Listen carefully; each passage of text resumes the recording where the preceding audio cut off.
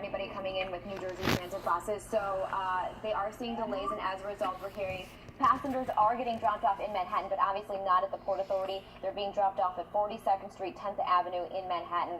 And obviously, foot traffic even going to be an issue here. So if you're trying to get across town, you're likely going to have to go well north or well south of Times Square as a result. Now, the subways, that's a whole separate issue right now because they're completely bypassing the Port Authority as well as 42nd Street, Times Square. So off the bat, you have A, C, and E, which generally go through or underneath the Port Authority.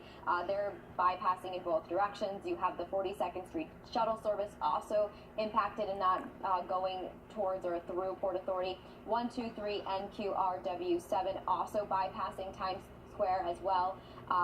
Also noticing that the B train is experiencing a suspension, and now the shuttle, actually, Christina updating me, is experiencing a suspension along with the L train. So a lot of changes actually just developing as we come in, as they learn and figure out how to shuffle all these passengers around. And Dan, you were saying people were actually evacuated, taken off of the trains from underneath and brought up, and so that's also what they're doing. Well, for the buses, that they have an exclusive bus lane from New Jersey into the city. That's meant just because that shows you the volume of those buses that come through the Lincoln Tunnel. So those are being, you said, let off on 10th Avenue? Right, so they're still running. They're just going to be let off at 42nd and 10th Avenue, but I'm sure the delays are going to be massive as a result. So that's the one thing we're watching. You know, also Greyhound buses, if you take those, they go through Port Authority, and then a smaller number, but also people take the Peter Pan buses, they run through Port Authority as well. And then any buses in the city. Right now, we were only hearing initially that the Crosstown bus was seeing some changes, but it looks like M42 also seeing a change. So as we look at this new angle right now from the Port Authority, you still see the police presence and whatnot, but you don't see hardly any foot traffic by passengers or subway riders or even bus riders. But give us an indication, Marissa, as we're looking at these reroutes, if you will, how much is that going to add to your morning commute? Because I imagine the buses and everything are already going to be slower than normal. Exactly. So we're probably going to see more city buses actually start to feel some of that fallout as well. So Port Authority, 42nd Street between 8th and 9th. So to start expanding from that bubble in terms of the closures, and they're likely going to be there for quite a while. Also hearing from the Port Authority police that the entrance to the subway, obviously it is closed. That's on 8th Avenue. So if you're walking in this area, now we've had issues before. Remember the incident, the last terror incident that we had in Times Square?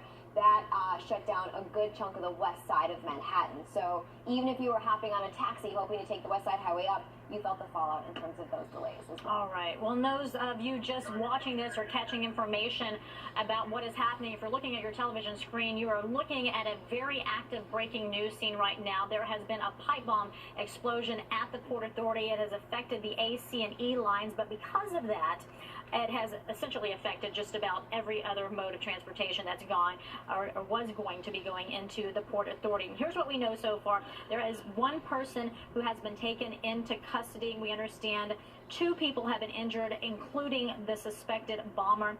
Now, it is also being understood that this bomb may have went off, this pipe bomb may have gone off prematurely, and perhaps that is why we're not hearing of any larger scale injuries. But again, the information is still coming in very early into the newsroom.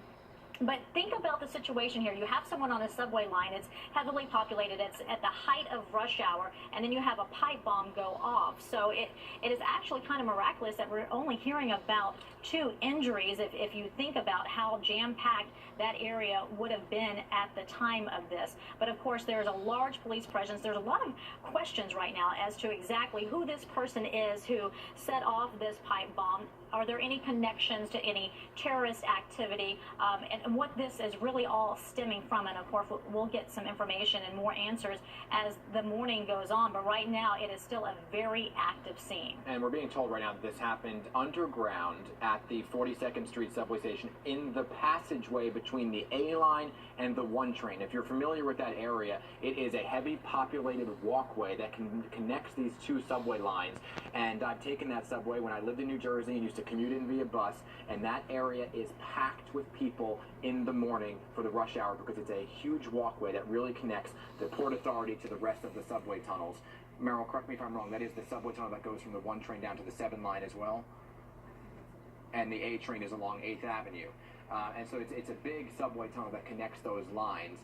Also, we're being told that there was only 2 injuries. One to the suspect, who's allegedly set that bomb off, and to another individual. That is miraculous to hear because that is a packed area for a pipe bomb going off to have just those 2 injuries.